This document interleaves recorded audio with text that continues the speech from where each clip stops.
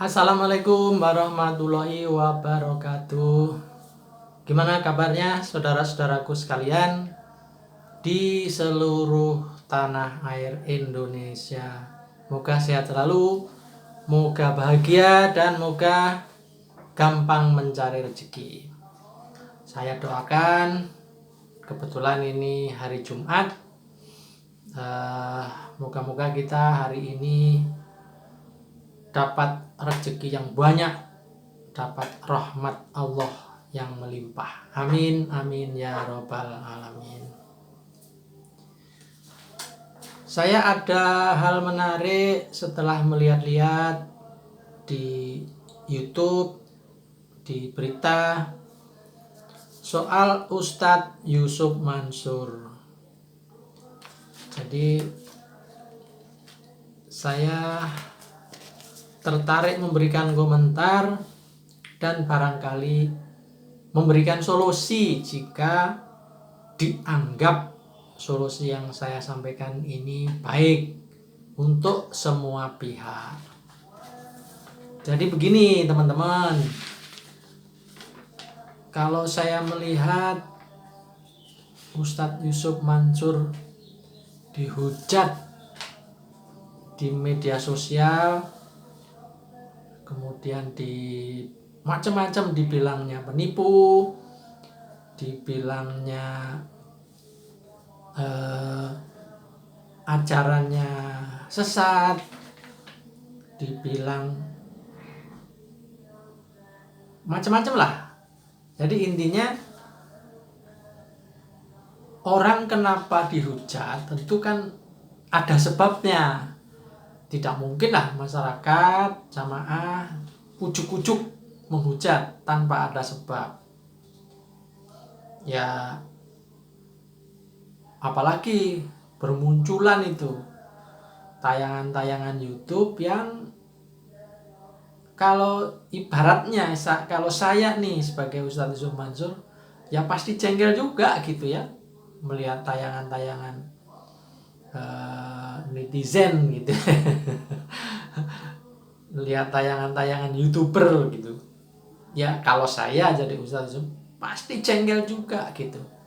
Tapi barangkali tidak ada asap kalau tidak ada api. Jadi barangkali itu sebab akibat apa yang dilakukan Ustadz itu menjadi membawa dampak, memiliki akibat sehingga Ustadz Yusuf Mansur dihujat.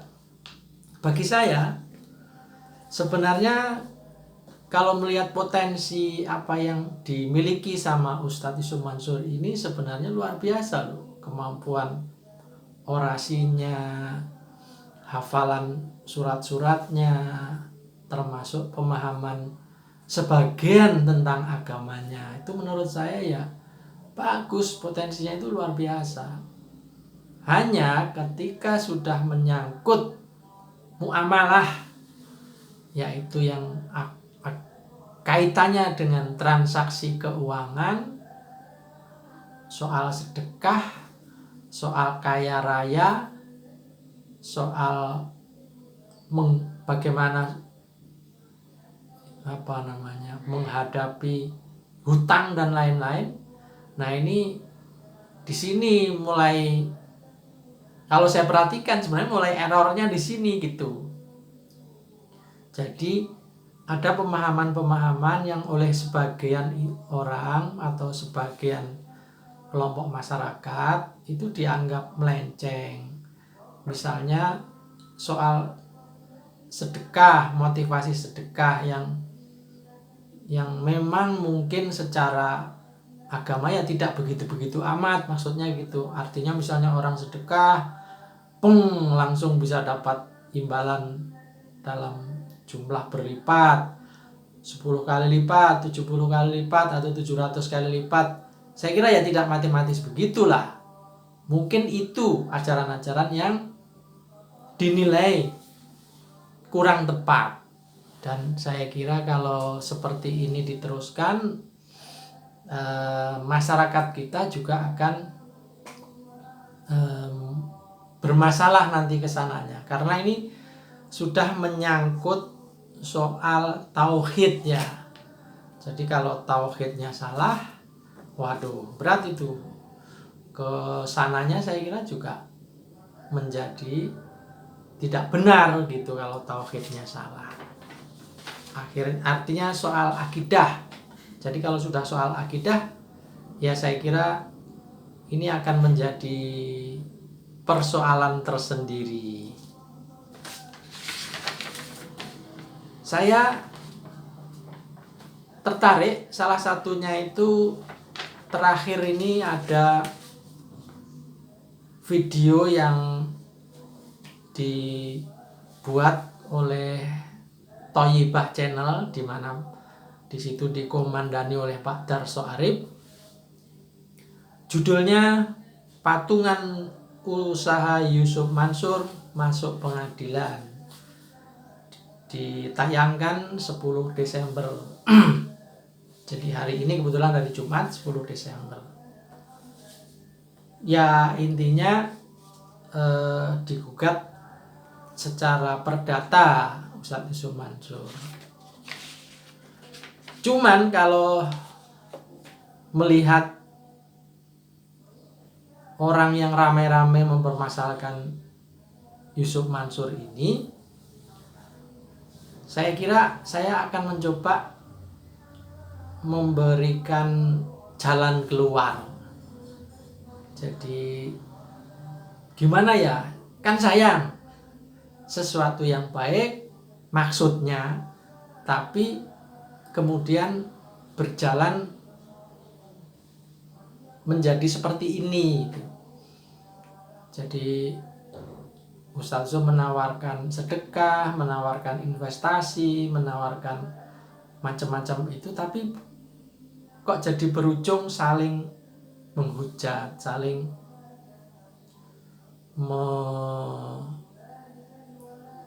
saling membahas hibah dan lain-lain gitu. Saya kira ini tidak bagus lah untuk pembangunan mental atau moral atau akhlak masyarakat. Ibaratnya, nah kalau ustadznya saja begini, bagaimana umatnya gitu nanti gitu. Jadi saya mengusulkan tuh nggak tahu ke siapa ini, tapi yang jelas saya punya analisa. Salah satunya itu ketika orang rame-rame kemudian lapor polisi. Jadi Ustadz Yusuf Mansur dilaporin ke polisi itu saya kira sudah bukan sekali dua kali. Dan ternyata lolos gitu. Ya entah mana yang benar, saya tidak terlalu mengerti bagaimana ceritanya itu. Nah beritanya kemudian kemana-mana. Nah saya kira ketika seorang ustadz dilaporkan ke polisi, ini kan sebenarnya sudah cacat sosial, sudah hukuman sosial. Tetapi ya saya nggak tahu kenapa kok jalan terus Ustadz Yusuf Mansur ini. Jadi kalau ada permasalahan seperti yang dialami Ustadz ini, sebenarnya pengadilannya itu siapa sih gitu. Nyatanya lapor polisi lolos. Beberapa kali saya dengar lapor ke pengadilan juga lolos. Nah ini yang sekarang ini ada lapor untuk perdata di pengadilan di Tangerang. Saya tidak tahu ya nanti hasilnya seperti apa. Tapi harap dicatat ya, kalau sudah soal lapor di kepolisian, lapor di pengadilan yang kaitannya dengan perdata atau pidana, ini kekuatannya di data, kekuatannya di saksi. Jadi harus ada saksi yang kuat, harus ada saksi yang bisa dipertanggungjawabkan. Sementara kasus semacam begini, ini kan orang mau melapor itu juga orang malu gitu loh. Kenapa malu? Ya, misalnya orang ditawari investasi, kemudian dia juga invest. Kan mestinya orang mikir kan, kalau mau investasi kan mestinya mikir. Tapi nyatanya mau. Lah kalau mau, kemudian kok menggugat atau membuat hujatan dan lain-lain. Nah ini sebenarnya kan ya bukan salah sendiri gitu, bukan, tetapi ya ini masalah bagi kedua belah pihak gitu. Jadi masalah bagi orang yang mau berinvestasi, kenapa mau? Mungkin karena merasa masa sih Ustadz tidak amanah gitu. Sementara bagi Ustadz Yusuf Mansur sendiri kenapa jalan terus, ya karena merasa apa yang dilakukan benar. Nah, kalau sekarang dua-duanya benar, nah sekarang siapa yang salah? Kan repot urusannya kalau seperti ini. Jadi kalau pengalaman ke polisi atau ke penegak hukum itu kalau tidak lengkap datanya untuk kesaksian, ya saya kira susah. Saya kira berikutnya selain kepolisian, kemudian ke pengadilan, saya kira lapor ke MUI mungkin ya. Maksudnya ini kan Ustadz, masalah yang dibahas ini kan soal-soal sedekah, soal-soal dunia keustadan, dunia keagamaan. Ya siapa lagi kan di situ majelis ulama. Kenapa MUI sampai hari ini tidak pernah ada yang melapor ke MUI? Atau sebaliknya, MUI melihat kasus-kasus yang seperti ini dan muncul ke masyarakat, kenapa kok tidak tergerak untuk membenarkan atau membahasnya atau minimal ikut prihatin dengan persoalan ini gitu. Saya nggak ngerti juga ya kenapa begini gitu. Jadi kalau melihat kasus yang dialami Ustadz Yusuf Mansur ini kan dunia keustadan, dunia keagamaan lah. Menurut saya yang paling bertanggung jawab ya majelis ulama. Mungkin memberi fatwa apa yang disampaikan Yusuf Mansur ini apa benar apa salah, sehingga umat tidak bingung gitu.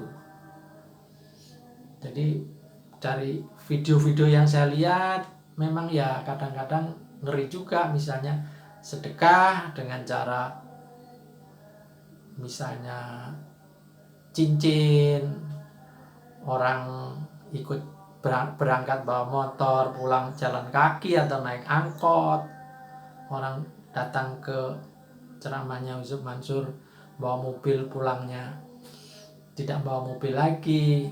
Ini yang saya lihat di tayangan-tayangan YouTube itu. Nah, saya kira kan apakah seperti itu benar? Nah, mungkin perlu fatwa MUI. Dan saya kira kalau MUI sudah memberikan fatwa ya mestinya diikuti oleh siapapun. Nah, yang berikutnya, sebenarnya gurunya Ustadz Yusuf Mansur ini siapa sih? Minimal seandainya apa yang dilakukan, cara-cara yang dilakukan Yusuf Mansur dalam menjalankan muamalahnya salah misalnya, itu pun kalau salah gitu ya, apakah nggak perlu ditegur oleh orang yang dihormati oleh Ustadz Yusuf Mansur?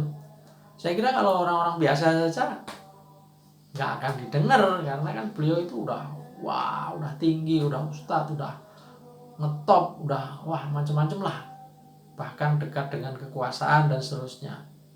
Ini kan mestinya saya kira masih ada lah orang itu kalau disentuh hatinya. Tetapi sekali lagi ini kalau asumsinya kita menganggap Ustadz Yusuf Mansur itu bersalah atau salah dalam dakwahnya itu, minimal soal sedekah, soal investasi dan seterusnya itu.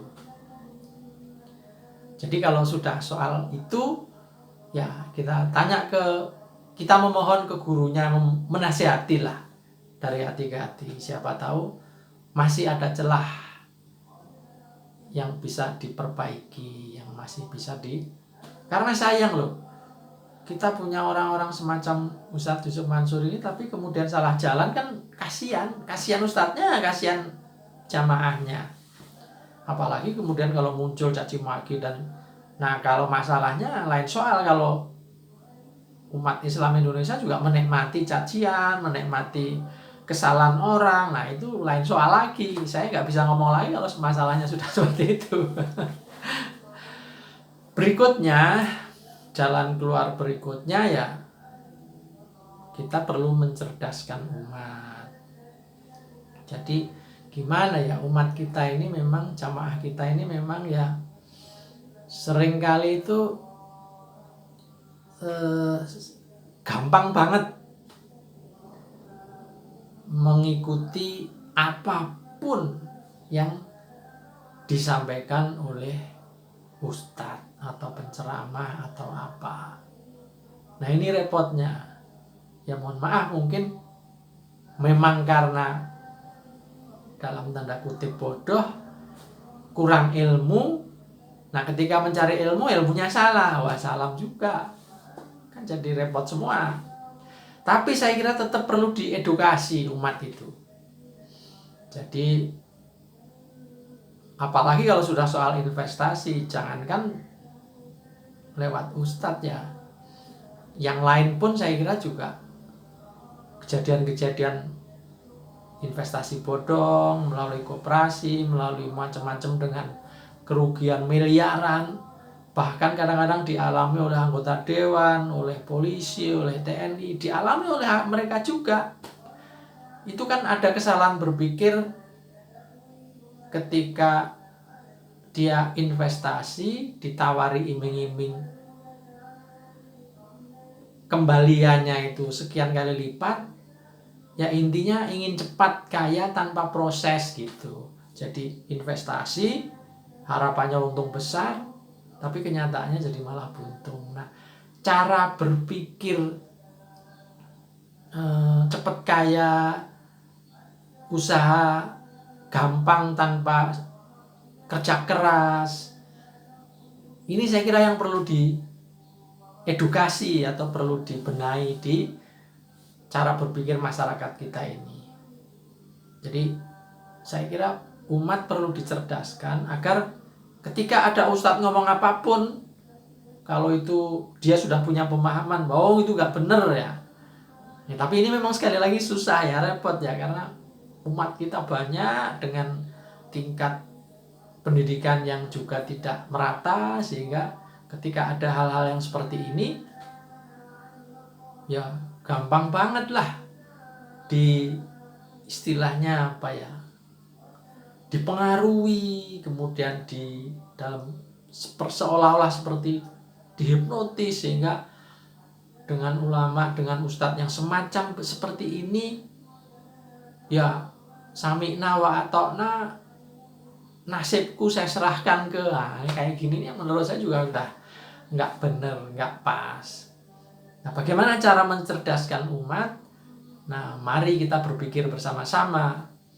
Ya mungkin Kementerian Agama itu mestinya juga turun tangan, karena ini kan masalah agama loh. Jadi perlu ada edukasi hal-hal seperti ini. Jangan dibiarkan para pemeluk agama itu tersesat, jangan dibiarkan. Nah yang keenam itu mungkin perlu ada boikot media atau boikot TV, boikot radio, boikot orang-orang yang semacam ini. Bagaimana caranya? Tidak banyak diberi panggung, tidak banyak diberi tempat. Tapi ini sekali lagi ini juga problem. Nah kalau mereka memang ya menjadi bagian dari itu ya repot gitu. Jadi sekali lagi, apa yang terjadi di kasusnya Ustadz Yusuf Mansur, di mana cerita terbarunya sekarang ini diadili dan dia dihujat di mana-mana, saya sebagai orang yang mempunyai akal sehat ikut prihatin lah, ikut, masa sih begini gitu, masa agama Islam menjadi seperti ini gitu, ustadznya begitu, umatnya begini. Nah, harus ada jalan keluar. Jadi saya tadi punya solusi setidaknya ada 6 lah. Jadi kalau pertama lapor polisi, kalau itu mentok kemudian di di pengadilan. Kalau itu mentok kemudian kita coba ke MUI. Mentok, ke gurunya Yusuf Mansur ini siapa, orang yang dipercaya, menasihati dia, terus mencerdaskan umat, terus boikot media. Tetapi semua ini sekali lagi kalau orang sepakat bahwa Ustadz Yusuf Mansur ini salah. Nah, persoalannya bisa menjadi berbeda kalau sebagian orang meyakini bahwa Ustadz Yusuf Mansur ini benar. Nah, wallahu alam juga, lalu harus apa ini yang kita perbuat? Apakah kita hanya membiarkan saja kejadian seperti ini terus terjadi dan diperbincangkan? Bukankah ini menjadi energi negatif? Bukankah ini menjadi umat Islam tidak maju-maju, hanya udrek-udrekan sendiri, hanya saling caci, saling hujat, dan ya, agama Islam menjadi agama yang jalan di tempat, umat tidak tercerahkan, ustadznya kurang mampu mengikuti ajaran-ajaran yang benar. Saya kira itu. Dan apabila video saya ini bermanfaat, ya mohon diapresiasi. Tetapi saya mencoba mempunyai satu jalan keluar tadi itu. Harapan saya ini bisa menjadi bagian dari solusi, yaitu solusi jalan keluar yang agak berbeda dibanding solusi-solusi yang lain yang saya lihat di video-video itu. Karena kalau solusinya seperti yang disampaikan di video-video itu kan seolah-olah malah semakin memperuncing, menjadi makin rame, menjadi saling tidak menyelesaikan persoalan gitu. Nah, barangkali ini kepada Menteri Agama, kemudian kepada MUI, cobalah ini masalah penting loh. Sudah masuk di media sosial yang sudah dibahas berbulan-bulan bahkan bertahun-tahun, tapi belum ada solusi seperti yang saya usulkan tadi. Sekali lagi, apabila ini dianggap baik, ya moga-moga ada manfaatnya. Tapi kalau apa yang saya sampaikan salah, saya mohon maaf sebesar-besarnya. Saya sangat suka orang-orang seperti Yusuf Mansur ini dengan cara ceramahnya, dengan gayanya. Tetapi jangan sampai kesukaan atau kecintaan saya ini ternodai oleh hal-hal yang menjadikan nama baik Ustadz menjadi tidak baik lagi gitu. Sebagai pemimpin umat tentu ya bagaimanapun diusahakan harus yang lebih baik dari umatnya. Begitu saudaraku. Saya Peci Miring Ahmad Bahar. Assalamualaikum warahmatullahi wabarakatuh.